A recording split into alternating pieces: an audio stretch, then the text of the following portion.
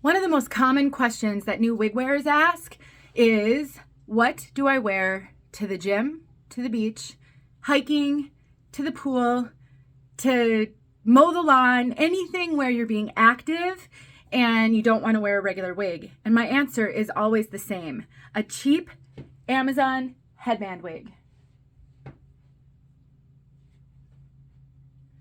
I mean, who's gonna know that you have a wig on? This is a wig by Sapphire Wigs, and you can purchase it on Amazon. I have multiple videos on YouTube where I review it. I also show how to cut it and thin it because it is very long and very thick. This is what a headband wig looks like. It has just a hard front. It's a partial wig. And if you are style challenged, let me see if I can get this off without pulling my wig grip off. I always wear a wig grip with a wig because it will make sure to hold it in place.